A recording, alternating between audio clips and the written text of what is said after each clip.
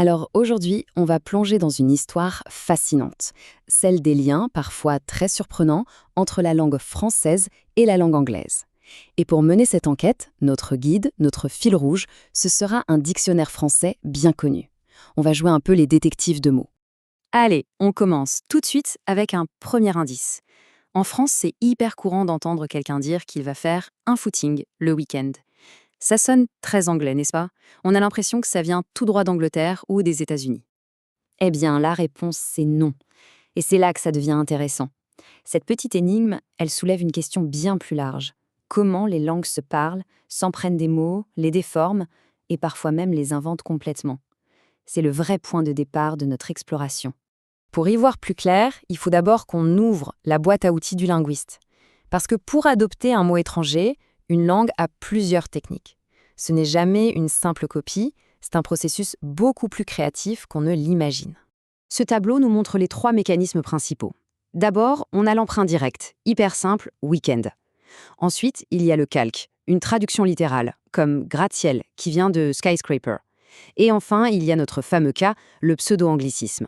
Footing est donc une pure invention française avec des sonorités anglaises. Un anglophone, lui, il dira jogging. Ce qui est passionnant, c'est que ce va-et-vient entre les langues ne date pas d'hier. En fait, ça s'est produit par grandes vagues au fil des siècles, chaque époque laissant sa propre empreinte.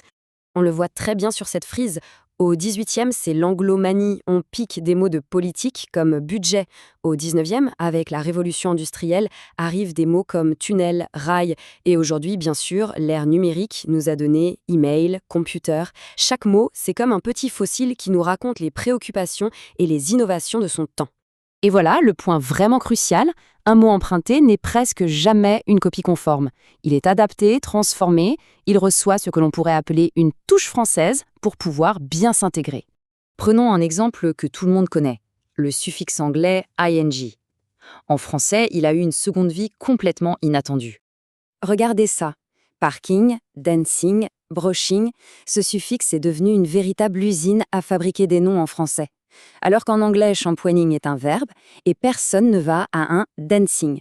C'est la preuve que la langue française s'approprie les choses, elle ne fait pas que copier. C'est une vraie marque de sa vitalité. Parfois, c'est même le sens du mot qui dérive complètement. Prenez shopping. En anglais, ça peut désigner les produits qu'on a achetés, genre I'm carrying my shopping. En français, non. Ça désigne uniquement l'action, l'activité d'aller faire les magasins.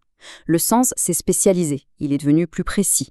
Mais attention, il ne faut surtout pas croire que c'est un échange à sens unique. L'influence du français sur l'anglais, c'est tout simplement colossal. Allez, on passe de l'autre côté du miroir.